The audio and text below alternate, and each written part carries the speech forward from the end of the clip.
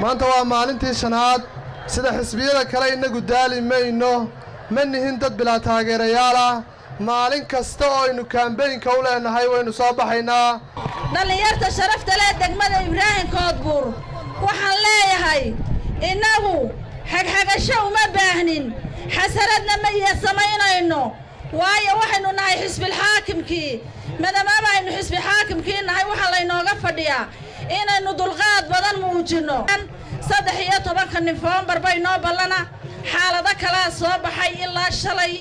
taasoo la leeyahay kaadharkii baa laga ururinayaa dadka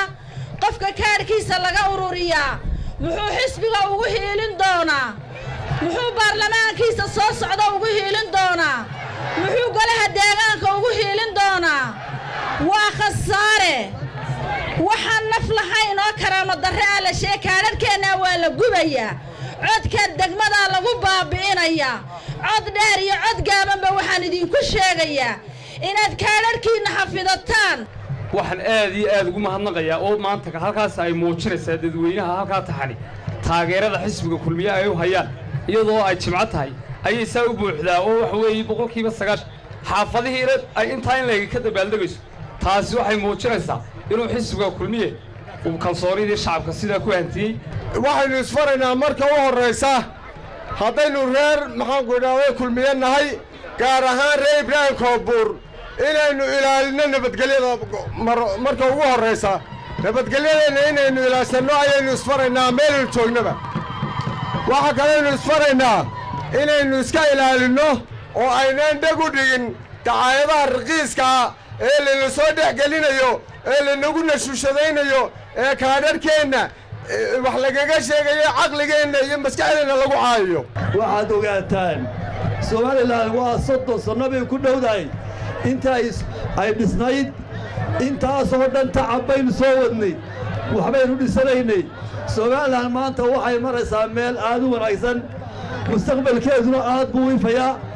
waxaynu doonaynaa mar walba inta maskaxda lagu hayo doorashooyinka iyo waxaynu doonayno waxa ka weyn oo ka qaalisan jiritaanka Soomaaliland iyo ilaalintiisa mar walba maskaxda ku haya haylaabina nabadgelyada iyo wixii khalkale iman kara walaalayaal guushi weyn oo muuqataay weynaynu ammaanka ilaashanaa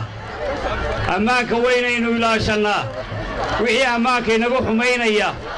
weynaynu diidnaa waxaynoo hadhay waa 10 cisho 10 cisho ayaynu aad iyo aad xamaasadeenna iyo maalmaha la soo bixi doono ee dambe waynu labalaabi doonaa haddii ay yidhaahdo maalinta codka la bixinaya 13 November waxaynu doonaynaa inaynu salaada hore kacno inaynu sanduuqa tagno inaynu u footayno musharaxiinteena Muuse Biixi Cabdi iyo Saylici soo sidaa maaha wuxuu leeyahay Muuse taariikh nololeed dheer oo la soo tijaabiyey halgan dheer lahayd maamul iyo dawladnimo lahayd